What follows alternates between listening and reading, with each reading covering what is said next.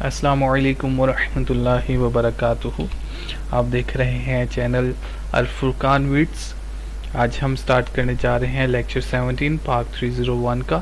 اگر آپ میرے چینل پر نیو ہیں تو کائنڈلی آپ میرے چینل کو جو ہے سبسکرائب کر دیں اور بیل آئیکن کو بھی پریس کر دیں تاکہ آپ کو نیو ویڈیوز جو ہیں اس کے یعنی کہ آپ کو اس کا نوٹیفیکیشن آتا رہے.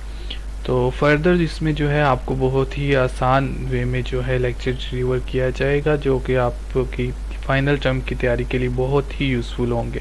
اس میں آپ کو جو آپ اکثر جو ہے یوٹیوب یعنی پیپرز کے دنوں میں آپ اردو جو ٹرانسلیشن کی حاجت ہوتی ہے وہ پرووائڈ کی جا رہی ہے بیسیکلی. تو ہم سٹارٹ کرتے ہیں lecture 17 constitutional issues. Constitution is a set of basic principles and framework for governance and exercise of political power and legal authority. تو وہ کہتے ہیں کہ کانسٹیٹیوشن آئین، حکمرانی اور سیاسی طاقت اور قانونی اختیار کے استعمال کے لیے بنیادی اصولوں اور فریم ورک کا مجموعہ ہے. اب اس کی خصوصیات بیان کر رہے ہیں کہ یہ طاقت کے دائرہ کار حکومت اور معاشرے کے اندر مختلف اداروں کے درمیان تعلق کو واضح کرتا ہے. اسے عام قوانین پر فوقیت یعنی برتری حاصل یعنی کہ جو دوسرے قوانین ہوتے ہیں عمومی اس سے جو نا یہ اعلیٰ ہے اور اسے عام قوانین کی طرح تبدیل نہیں کیا جا سکتا. گورنمنٹ آف انڈیا ایکٹ 1935 میں ترمیم کر کے نئی ریاست پاکستان میں نافذ کیا گیا. تو آگے بھی امپورٹنٹ جو کویسچن ہے اس کی آپ جو انگلش جو ہے لازمی ساتھ میں دیکھتے رہیے کیونکہ آپ ایم سی کیوز انگلش میں آئیں گے تو یہ میں آپ کو ساتھ میں پڑھ دیتا ہوں.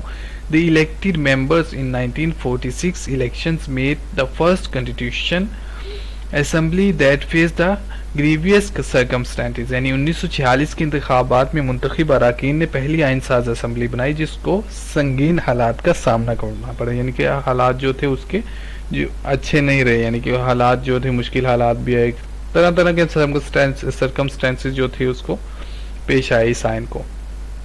تو اب اس میں جو اہم مسائل تھے وہ فیڈرلزم، ریپرزنٹیشن، سیپریٹ اور جوائنٹ الیکٹوریٹ اور یعنی الیکٹوریٹ کہتے ہیں کہ قومی زبان کا جو مسئلہ ہوتا ہے نا قومی زبان کا مسئلہ کہہ رہے ہیں علیحدہ یا مشترکہ. اس کی ٹرانسلیشن جو ہے میں دیکھ کے آپ کو بتا رہا ہوں کہ علیحدہ یا مشترکہ انتخابی حلقہ جو یعنی یا تو علیحدہ ہے یا پھر ملا ہو. کچھ لوگ کہتے ہیں ہم الگ ہونا چاہتے ہیں، کچھ لوگ کہتے تھے کہ ہم سے ساتھ رہنا چاہتے ہیں. تو اہم مسائل اس میں سب سے پہلا مسئلہ وفاقیت تھی، پھر ریپرزنٹیشن نمائندگی تھی، پھر علیحدہ یا مشترکہ انتخابی حلقہ تھا، قومی زبان کا مسئلہ تھا، پارلیمانی صدارتی نظام تھا، پھر اسلامی یا سیکولر ریاست تھی.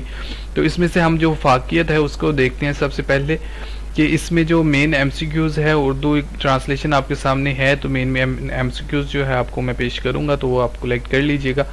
تو دا مین واز دیٹ یعنی جو مین تھنگ تھی وہ پاکستان کا system of two territorial parts.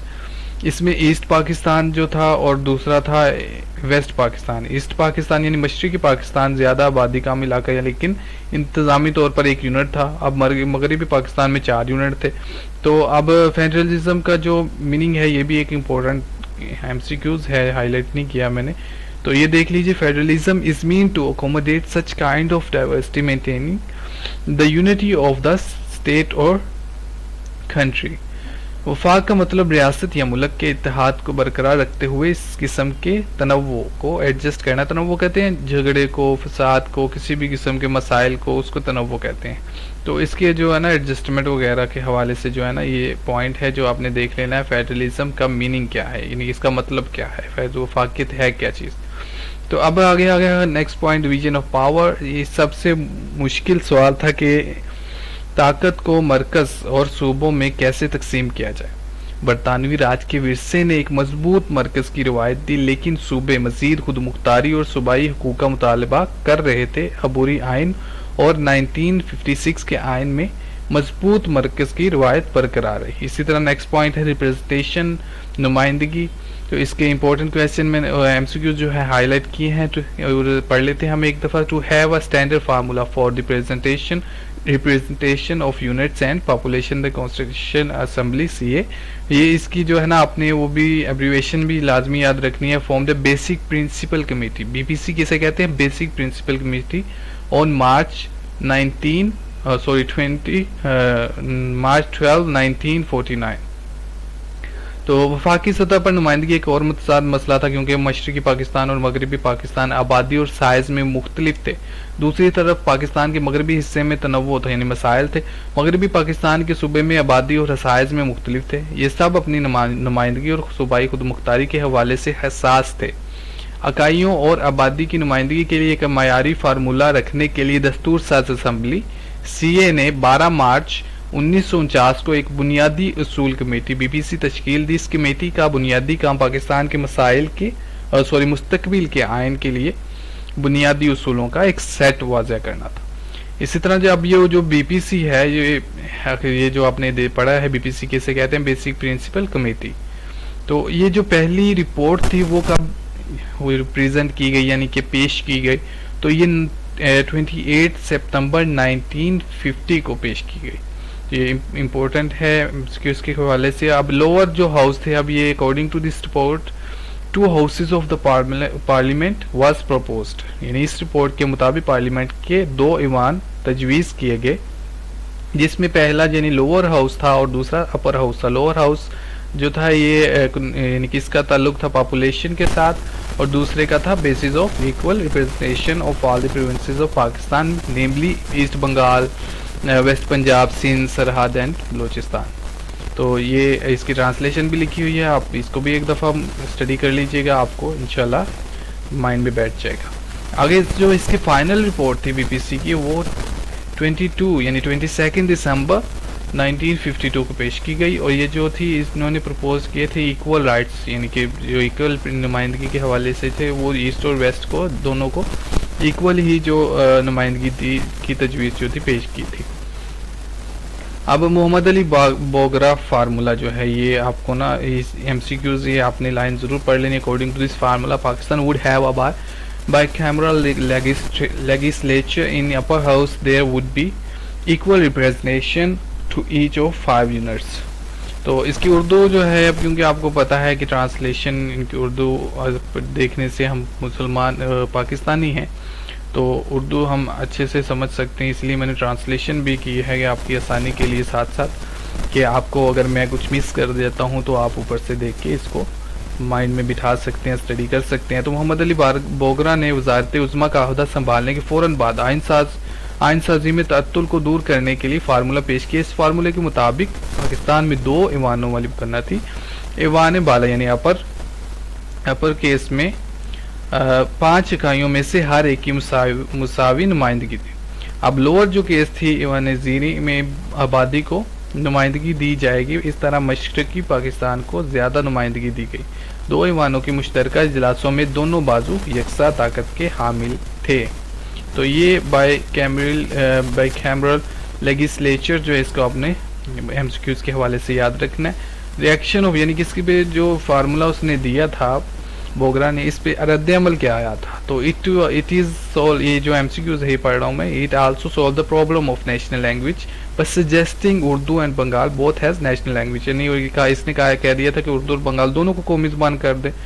تو اب اس کے نیکسٹ پوائنٹ میں 1 unit of west Pakistan October 1955 1 unit of west Pakistan was established on 14 October 1955۔ مغربی پاکستان کا 1 unit 14 اکتوبر 1955 کو قائم کیا گیا۔ ملک کے 2 حصوں کے درمیان برابری قائم کرنے کے لیے پنجاب، سندھ، سرحد اور بلوچستان کے صوبوں کو 1 unit میں ملایا جائے گا۔ اب سیپریٹ اور جوائنٹ الیکٹوریٹ کو بہت ہی آسان پوائنٹ ہے، MCQs کے حوالے سے امپورٹنٹ ہے۔ Separate electorate was adopted on the demand of Muslims in 1909 by British government and the minorities did not favor this after independence۔ اسی طرح آپ بتا رہے ہیں کہ انہوں نے علیحدگی کا مطالبہ کہ اس نے مشترکہ انتخابی حلقے کو چنا، تو یہ پوائنٹ آپ دیکھ لیجئے کہ ٹرانسلیشن کی ہوئی ہے، آپ آسانی سے جو ہے اس کی اسٹڈی کر سکتے ہیں۔ اب اس قومی زبان کا جو مسئلہ تھا، اس میں امپورٹنٹ کویسچن ہے، تو یہ آپ کو میں ایک دفعہ پڑھ دیتا ہوں، یہ لازمی اپنے مائنڈ میں بٹھا لینے، اسٹڈی کر لینے۔ آزادی سے پہلے پورے ہندوستان میں مسلم اشرفیہ نے اردو کو اپنایا۔ 1948 میں جناح نے اعلان کیا کہ اردو زبان قومی ہو، یعنی قومی زبان جو ہے اردو ہوگی، لیکن صوبے اپنی زبانیں استعمال کر سکتے ہیں۔ یعنی کہ قومی زبان تو اردو ہی ہوگی کوئی، لیکن ایسی کوئی پابندی نہیں ہے کہ بھائی اردو کے علاوہ کچھ اور اس کریں گے تو کوئی ٹیکس لگے گا، کوئی جیل میں دے دیں گے، یہ وہ سزا وغیرہ نہیں تھی۔ مشرقی بنگال میں اردو کی مخالفت کی گئی جو بنگلہ دیش تھا پہلے، یہ جناح کی موت کے بعد مزید واضح ہو گیا، یعنی کہ محمد علی جناح یعنی قائد اعظم جو وفات پا گئے تو اس وقت یہ تنازع زیادہ بڑھا، اور زبان کی تحریک مشرقی پاکستان میں فروری 1952 میں شروع ہوئی۔ وفاقی حکومت کے بنگالی زبان، یعنی جو وفاقی حکومت تھی نا، بنگالی زبان جو تھی، انہوں بنگالیوں نے جو مخالفت کی تھی قومی زبان اردو کی، تو اس کی شکایت کی تھی وفاقی گورنمنٹ نے۔ وفاقی گورنمنٹ کو بھی سمجھ مائنڈ میں رکھیے گا، اس کو نہ بھول جائیے گا کہ وفاقی گورنمنٹ کہتے کسے ہیں، فیڈرل گورنمنٹ تو وفاقی گورنمنٹ ہوتا ہے، حکومت ہوتی ہے۔ 1954 میں 2 زبانوں کا فارمولہ اپنایا گیا۔ 1973 سے علاقائی زبانوں کی ترقی کے لیے اردو کو قومی زبان کے طور پر اپنایا گیا۔ اچھا، پھر آ گیا پارلیمنٹری اور پریزیڈینشل پوائنٹ جو کا نام ہے، جو یہ پارلیمانی نظام کے لیے اتفاق رائے ہوا، لیکن صدارتی نظام کا ایک محدود مطالبہ تھا۔ اب یہ امپورٹنٹ ہے اس کے حوالے سے، 1958 کے فوجی قبضے کے بعد صدارتی نظام کے حامی جو تھے وہ غالب ہو گئے، یعنی کہ وہ بڑھ گئے، ان کی تعداد زیادہ ہو گئی، اور 1962 کا آئین صدارتی آئین تھا۔ اب آگے اسلامی یا سیکولر ریاست، اس میں جو اس کے جو مسائل تھے وہ دیکھتے ہیں ہم، کہ تحریک پاکستان کے آغاز سے یہ معاہدہ تھا کہ ریاست کا اسلام کے ساتھ قریبی، یعنی کہ پاکستان بنا ہی اسلام کی بیس پہ تھا کہ اسلام مسلمان اپنی عبادات وغیرہ کر سکیں آرام سے، تو مسلمانوں نے اپنے قومی تشخص کی تعریف اسلام اس کے ورثے کے حوالے سے کی۔ کچھ مخالفت آئین ساز اسمبلی کے کانگریسی ارکان اور چند سیکولر، یعنی جو کہہ لیں اسلام مخالف تو نہیں کہہ سکتے، کچھ ماڈرن لوگ جو ہیں انہوں نے مخالفت کی تھی۔ ایک وسیع معاہدہ تھا کہ ریاست اپنی شناخت اسلام سے کرے گی۔ آئین ساز اسمبلی نے ریاست اور اسلام کے درمیان قطعی تعلق کی وضاحت میں وقت لیا۔ اب آبجیکٹو قرارداد پاکستان کے بارے میں بتا رہے ہیں کہ آپ لیکچر 16 میں اس کے بارے میں پڑھ کے آ چکے ہیں، تو اب چلتے ہیں نیکسٹ پوائنٹ کی، جن مسائل کو حل کرنا تھا وہ کون سے تھے۔ تو سب سے پہلا مسئلہ تھا منتخب اسمبلی کے لیے قانون سازی کا دائرہ کار۔ دوسرا مسئلہ تھا اسلامی نوعیت کے قوانین، جن کو حل کرنا تھا وہ پڑھ رہے ہیں ہم کہ وہ مسائل کون سے تھے۔ اسلامی نوعیت کے قوانین کے بارے میں کون فیصلے کرے گا؟ کیا علماء کے بورڈ کو اختیار دیا جائے گا، یعنی کہ فیصلے کرنے کا اسلامی نوعیت کے؟ تو خواتین کی پوزیشن کیا ہوگی، ووٹ دے سکیں گی، کام کر سکیں گی یا نہیں، مذہبی اقلیتیں کیا ہوگی؟ اب اس میں جو تھے نا، یہ مین پوائنٹ ہے 22 نکات والا، کہ جو علماء نے جو پوائنٹ پیش کیے، نکات پیش کیے گئے تھے اس تناظر میں، شروع سے پڑھ لیتے ہیں ہم۔ دستور ساز اسمبلی میں اور باہر بحث جاری رہی۔ مذہبی عناصر کی طرف سے اسلامی سیاسی نظام کا سرگرم مطالبہ تھا۔ اس تناظر میں مختلف فرقوں کے سرکردہ علماء کرام نے مستقبل کے آئین کو مذہبی بنیاد فراہم کرنے کے لیے کتنے پوائنٹ دیے تھے؟ 22 پوائنٹ جو تھے وہ پیش کیے تھے مین۔ اب اس میں جو مین ایشو کلیدی ایشو کیا تھا کہ قرآن و سنت کی بالادستی کے تصور کی ترجمانی کے لیے کس قسم کے ادارے اور طریقہ کار بنانا ہوگا۔ آئین ساز اسمبلی میں، یعنی پہلا پوائنٹ کیا ہے کہ آئین ساز اسمبلی نے درمیانی راستہ اور جدیدیت یعنی ماڈرنزم پسندانہ نقطہ نظر اپنایا، اور اسلامی اصولوں یعنی دو ہم کے وہ بیان کر رہے ہیں، 2 پوائنٹ آف ویو بیان کر رہے ہیں، یعنی کہ ان کے تھنکنگ بیان کر رہے ہیں، ان کا نظریہ بیان کر رہے ہیں کہ آئین ساز والوں نے جو تھے وہ درمیانی یعنی ماڈرنزم کو اپنایا، اور اسلامی اصولوں اور اقدار کی روح، حکمرانی، نمائندگی اور انظامیہ کی جدید تصورات کو یکجا کیا گیا تھا۔ جب ہم آئین پر بحث کریں گے تو اسلامی دفعات کو اٹھایا جائے گا۔ تو یہ تھا آپ کا آج کا لیکچر نمبر 17 پاک اسٹڈی 301 کا ورچوئل یونیورسٹی کا۔ تو کوئی آپ سجیشن کرنا چاہتے ہو، فیڈ بیک دینا چاہتے ہو تو کائنڈلی کمنٹ میں ضرور دیجئے، تاکہ ہم اپنے لیکچرز میں بہتری لا سکیں، آپ کے لیے آسانی پیدا کر سکیں۔ میرے چینل کو ضرور سبسکرائب کریں۔ اگر کسی کو یہ PDF فائل چاہیے ہو تو آپ میرے کانٹیکٹ نمبر نظر آ رہا ہے، واٹس ایپ ہی کیجئے گا، تو واٹس ایپ پہ صرف اپنا جو ہے نا ٹیکسٹ کر دیجئے سبسکرائب کر کے، تو آپ کو جو ہے یہ فائل میں پیش کر دوں گا انشاءاللہ۔ اب مجھے دیجیے اجازت۔ السلام علیکم ورحمۃ اللہ وبرکاتہ۔